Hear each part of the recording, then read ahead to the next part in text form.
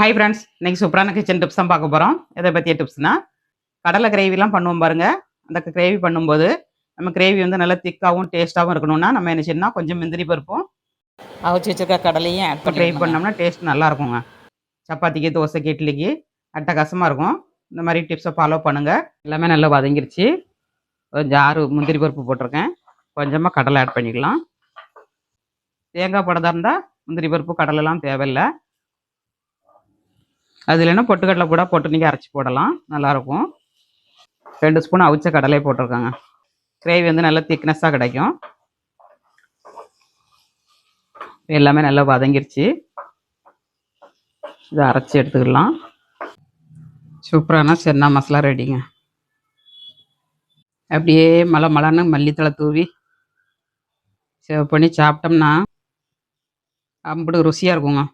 Video பிடிச்சிருந்தா like பண்ணுங்கள். நாளைக்கு இன்னொரு டிப்ஸோட பார்க்கலாம். பாய்.